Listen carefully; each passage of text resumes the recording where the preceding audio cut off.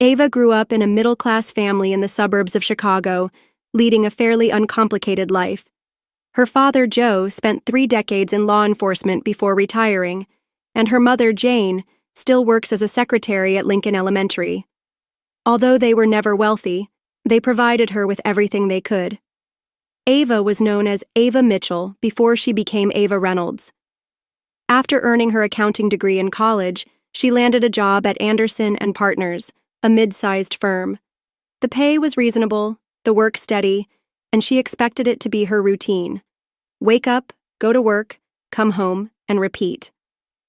Then, one rainy October Tuesday, Ava literally bumped into Max outside a Starbucks. She was rushing to grab her coffee before work while he was heading to an important meeting. The coffee splashed all over his expensive suit, and she felt mortified. "I'm so sorry," she apologized, quickly dabbing his jacket with napkins. "I'll pay for the dry cleaning, I promise." Instead of getting upset, Max laughed. "No worries," he said. "But maybe you could make it up to me by having dinner with me tonight." One dinner turned into another, and soon, they were inseparable. Max was unlike anyone Ava had ever dated.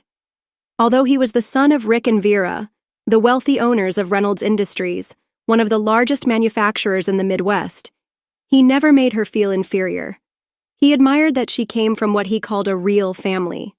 Things changed when he took her to meet his parents at their lavish mansion in Lake Forest. Ava would never forget the way Vera sized her up, looking at her as though she were something stuck to the bottom of her shoe. "So, Ava," Vera asked, swirling her wine glass, "Max tells us you're an accountant?" "Yes," Ava replied, trying to maintain composure. "How practical," Vera remarked with a thin smile. "And what do your parents do?" When Ava explained that her father was a retired cop and her mother a school secretary, Vera's look was one of disdain, as if she had just learned her future daughter-in-law came from a criminal family. Rick hardly acknowledged her, speaking only to Max about business. Despite the chilly reception, Ava agreed to marry Max 3 months later. His parents attended the wedding, offering stiff smiles and formal congratulations. Ava was sure that with time she could win them over. She believed love would be enough. After their honeymoon in Bali, Max and Ava moved into his luxurious downtown Chicago apartment. It was bigger than her parents' entire house, with massive windows offering a stunning view of Lake Michigan. Ava felt like she was living in a fantasy. 2 months after their wedding, Ava discovered she was pregnant. Max was overjoyed, spinning her around their enormous living room at the news. Even Vera and Rick seemed to soften, although Vera couldn't help but remark, "Well, at least the child will have good breeding on one side." Their son, Leo, named after Max's father, was born on a snowy December morning. When Ava held him for the first time, all her worries melted away. Not Vera's constant criticisms, nor the gossip at Reynolds Industries about the accountant who married the boss's son. Leo was perfect. The first 2 years of their life together were blissful. Max embraced fatherhood wholeheartedly, coming home early to play with Leo, reading bedtime stories, and taking them to the park on weekends. He thrived as financial director at Reynolds Industries, while Ava worked part-time from home as an accountant and cared for Leo and their home. Though Vera and Rick weren't particularly fond of Ava, they adored their grandson, showering him with lavish gifts and insisting on regular visits. But somewhere around Leo's 3rd birthday, things started to change. Max began coming home later and later, always with the same excuse. "Big project at work, honey, you wouldn't understand."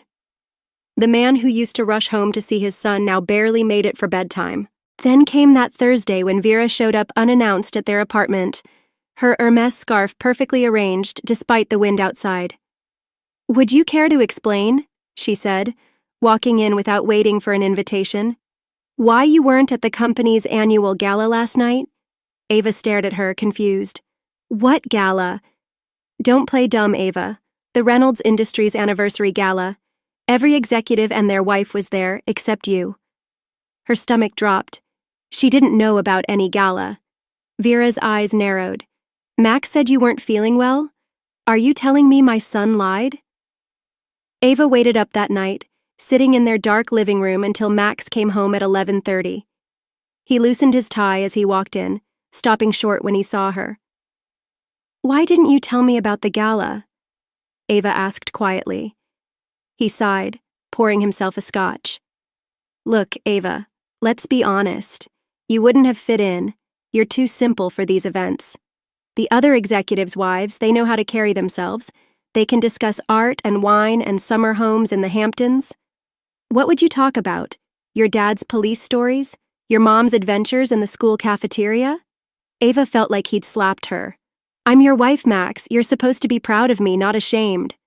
"I was proud, Ava, when we were dating. Your simplicity was charming. But I'm the financial director now. I need a wife who can be more." Ava went to bed crying that night, telling herself he was just stressed from work, that things would get better. But deep down, she knew something had broken between them, something she wasn't sure could be fixed. It was a Tuesday when her world fell apart. Max had texted that he was working late again, and Ava was doing her usual cleaning routine around the apartment when she got to his home office. She noticed his laptop was open on his desk, screen still bright. She'd never snooped before. She trusted him, despite everything. But something made her pause this time. Maybe it was the way the screen showed his email was open, or maybe she was just tired of all the lies. She sat down at his desk, and that's when she saw it. An email thread with someone named Sarah. Her hand shook as she started reading. There were hundreds of messages between them, going back months. Sarah was apparently a new marketing executive at Reynolds Industries hired about a year ago. As Ava scrolled through their correspondence, her stomach turned. "Had dinner with the village idiot again?" Max had written. "God, I can't believe I have to go home to her." Sarah's response, "Poor baby, don't worry. I'll make it all better tomorrow." They talked about her like she was a joke, the simple-minded wife who didn't know her husband was sleeping with someone else. There were pictures of jewelry he bought her, weekend trips they'd taken while he told her he was at business conferences. Ava stayed up all night, copying everything to a USB drive, printing key emails, taking screenshots.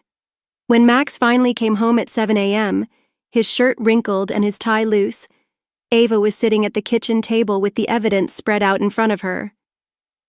"Care to explain?" she asked, holding up one of the printed emails. "How could you do this to me?" "To our family?" He laughed, actually laughed.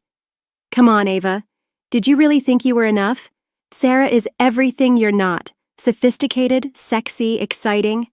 When's the last time you even tried to look good for me? I've been taking care of our son while you've been screwing around." "Look," he said, pouring himself a coffee like they were discussing the weather. "Here's how this is going to work. You'll stay my wife on paper.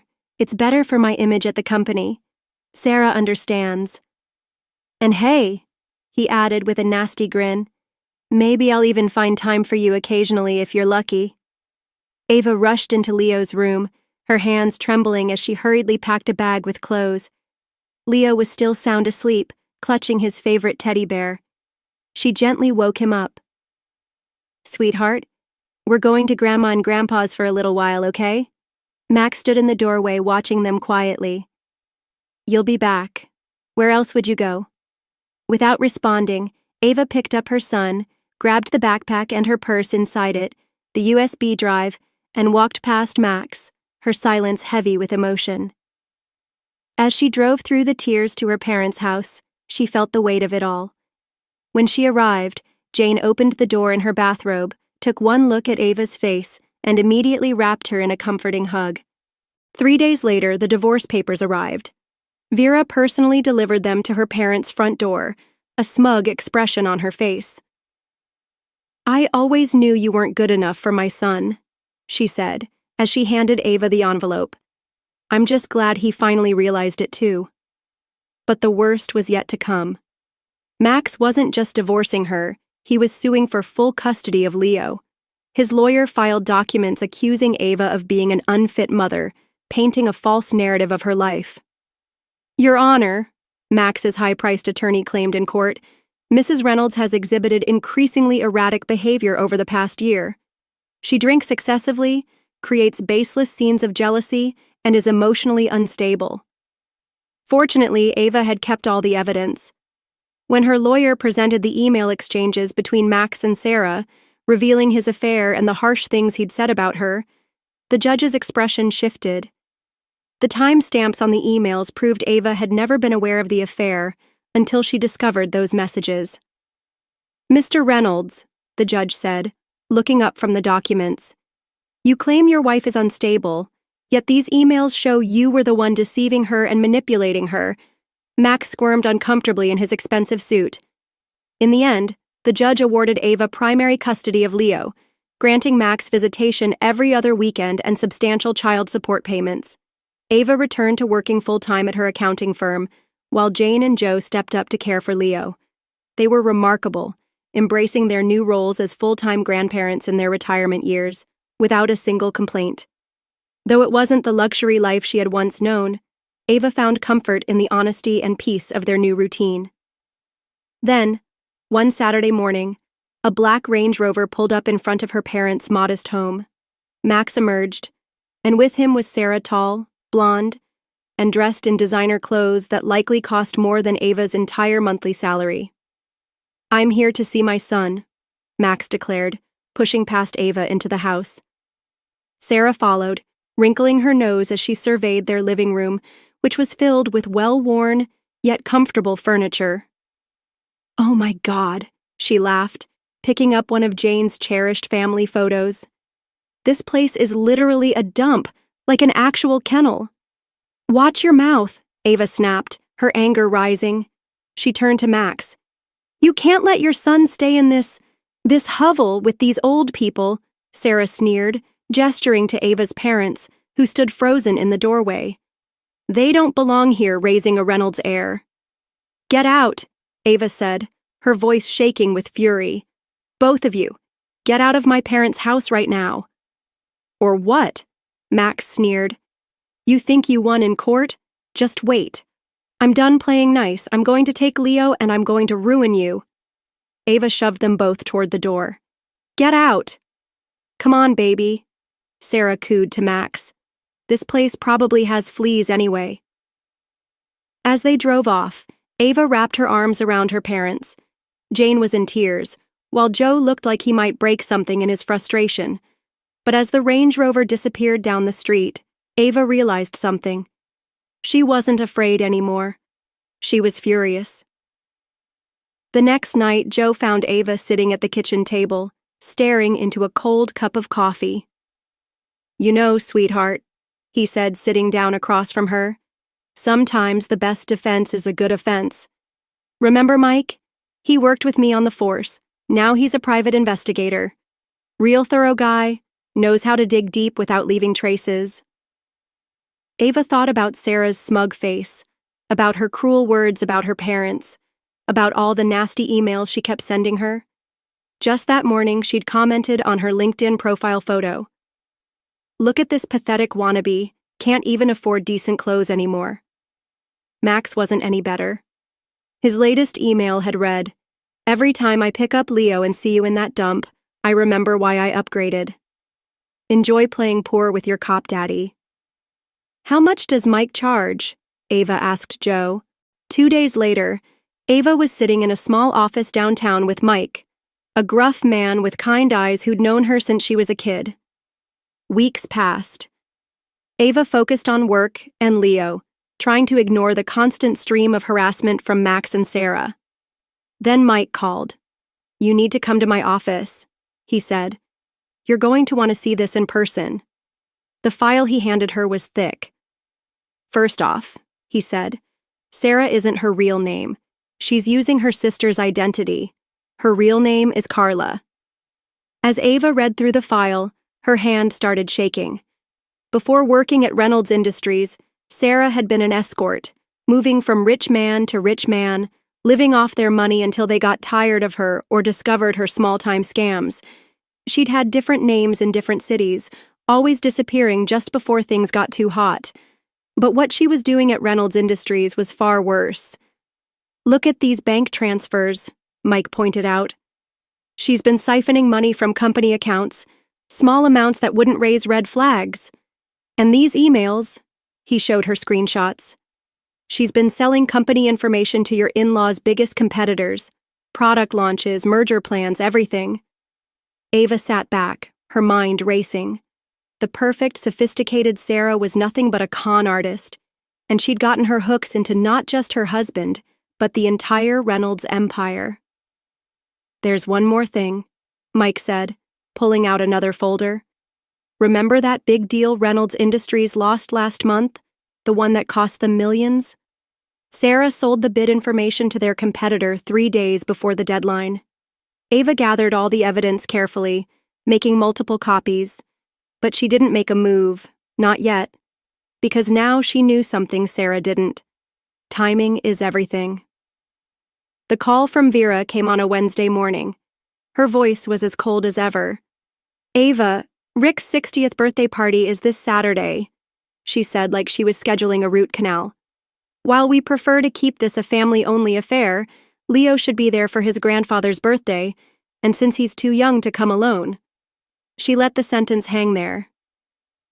Just remember, you're only being invited as Leo's escort. Try to stay in the background and not embarrass anyone. The party starts at 7 p.m. Rick's 60th birthday party was exactly as ostentatious as you'd expect. The mansion was decked out in gold and crystal, with waiters carrying champagne on silver trays. Ava felt every judgmental stare as Leo and she walked in. "Oh, you came," Vera said, her smile tight. "Well, Leo, darling, come give grandmother a kiss." Ava stood awkwardly by the appetizer table, watching her son being paraded around like a show pony. The other guests either ignored her or whispered behind their hands. She clutched her large purse containing Mike's file, waiting. Then Max walked in with Sarah on his arm. She was wearing a red Valentino dress that probably cost more than her car, diamonds dripping from her ears. "Everyone," Max announced, clinking his glass. "I have an announcement to make." He pulled Sarah closer. "I'd like you all to meet my future wife, Sarah. She'll be joining the Reynolds family officially next spring." Vera rushed forward to embrace her. Finally, a woman worthy of the Reynolds name. Harvard-educated, from a wonderful family, unlike some people, Rick added, shooting her a look. Sarah preened under their attention. "I just feel so blessed to be joining such an esteemed family, and I promise to be the kind of wife Max truly deserves." That was Ava's moment. She stood up, her hands steady as she pulled out the file. "Speaking of what people deserve," she said, her voice ringing clearly, "I've got a few things to reveal about the future Mrs. Reynolds." Max immediately tensed. "Ava," he warned, his voice low, "don't make a scene." Ava ignored him, pulling out the first document. "Tell me, Sarah or should I say Carla, how does your sister feel about you stealing her identity?" The blood drained from Sarah's face as she stiffened in shock. "What is she talking about?" Vera demanded, her voice rising in confusion. Ava smiled grimly. "Oh, did she not mention that she's been living under her sister's ID? The real Sarah is a school teacher in Minnesota. This woman here," she said, pointing to Sarah, "is actually Carla, a former escort and con artist." "She's lying!" Sarah screamed, her face turning red with fury, but Ava was already laying out the evidence: photographs, bank statements, and police reports. "And here's my personal favorite," Ava continued, drawing out more papers from the file. "Bank transfers showing how she's been stealing from Reynolds Industries. And look at these emails, she's been selling your company's secrets to Wagner Manufacturing and Collins Corp for months." Rick grabbed the papers from her hands, his face pale as he read. "The Wagner deal?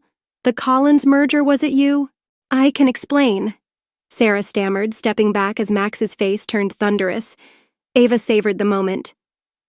"The real Carla," she said, relishing the exposure, "has a rather interesting history.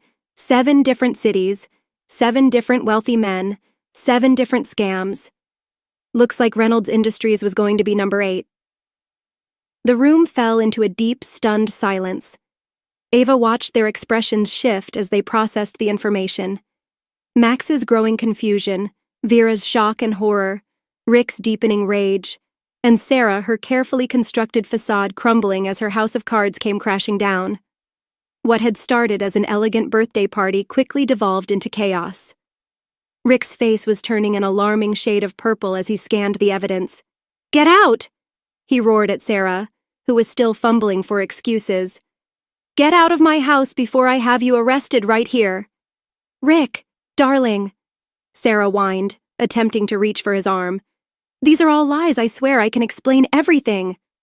"Explain?" Rick shouted, waving the documents in her face. "Explain how you cost us the Wagner deal? That contract was worth $20 million. And Collins? They were our biggest competitor, and you've been feeding them everything." Vera, who had been reading through the escort service records, looked up with a venomous glare. "You common prostitute," she spat. "You thought you could con your way into our family?" Sarah stumbled backward, her designer heels clicking against the marble floor as she tried to make her way to the door. "Max, baby, tell them." But Max stood frozen, his face pale as he stared at the pictures of Sarah or Carla with various wealthy men over the years. "If you're not off my property in 30 seconds, Rick warned, his voice chilling, "I'm calling the police. And trust me, you'll be seeing plenty of our lawyers either way." As Sarah fled, Rick turned to Max. The room, which had once been filled with laughter and music, was now quiet, except for the whispers of shocked guests pretending to be absorbed in their champagne. "You brought this woman into our company," Rick said, his voice filled with disgust. "Gave her access to confidential information, all because— What? She was pretty? Had nice legs?" "Dad, I didn't know," Max stammered. "Exactly," Rick bellowed. "You didn't know, didn't check, just thought with everything except your brain. You're fired, Max. Clear out your office by tomorrow, and that apartment you're living in company property. Find somewhere else to live." Vera, who had remained unusually quiet, suddenly turned to Ava. "Ava," she said, her voice softer than Ava had ever heard it, filled with genuine emotion. "We owe you an apology, a significant one. You saved our company from God knows how much damage." Rick nodded solemnly, his expression thoughtful. "We were wrong about you, very wrong. You've proven yourself more worthy of the Reynolds name than—" He glanced at Max, his words trailing off as he finished. "Others." 3 days later, Sarah was arrested at O'Hare, trying to board a flight to the Cayman Islands. The evidence Ava had gathered, combined with what Reynolds Industries lawyers found once they started looking, was overwhelming. She was facing serious fraud charges and massive fines. Max, Ava heard, was staying at a friend's condo while he looked for a new job. No other financial firms were eager to hire a man who'd been fired for such catastrophic negligence. It's been 6 months since Rick's birthday party turned everything upside down. Ava is sitting in her new apartment now, not as lavish as the one she shared with Max, but it's perfect for her and Leo. The Reynolds family gave it to her as a gesture of gratitude for saving their company from Sarah's manipulation. "The least we could do," Rick had said, handing her the keys. "After everything, you understand. The apartment's in a good neighborhood close to excellent schools. Leo's room is adorned with superhero posters, and her small home office overlooks a peaceful park. It's not a penthouse with a lake view, but it feels like home in a way the luxury apartment never did. Max moved to California last month. He calls Leo every Sunday at 7 p.m. sharp. Their conversations are brief. Leo is still too young to engage in long phone calls, but at least Max is trying to be a father even from afar. He never asks to speak to her, and that's fine. Some bridges remain burned. The biggest change has been with the Reynolds family.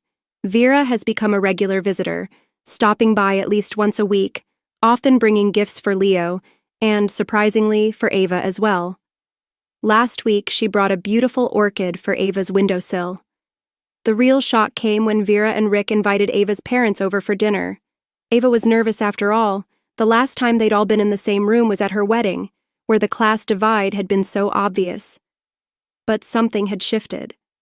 Ava watched, amazed, as Rick asked Joe about his years on the force, genuinely interested in hearing his stories. Vera and Jane chatted about gardening, exchanging tips on growing roses. At the end of the evening, Vera turned to Jane and said, "Jane, you and Joe raised a remarkable daughter. I'm sorry we didn't see it sooner." "We always knew what Ava was capable of," Jane replied, her voice calm and dignified. "Sometimes it just takes others a while to catch up. Life is far from perfect. Ava still has moments when she misses the man she thought Max was, and she worries about Leo growing up with a father who is so far away. But then she looks at her son, healthy and happy, playing with his grandparents, all of his grandparents, and she knows they'll be okay." Last night, she found Leo staring at an old wedding photo of her and Max. "Do you miss Daddy?" he asked, his little voice full of curiosity. Ava sat down beside him, pulling him into her arms. "Sometimes," she admitted, her voice soft. "But you know what? Life doesn't always go the way we plan. Sometimes things go wrong before they go right. The important thing is to stay true to who you are." Later, as she tucked Leo into bed, Ava thought about how far they'd come from the simple accountant the Reynolds family once scorned to the woman who saved their company. Sometimes the happy ending isn't the one you expect, sometimes it's even better.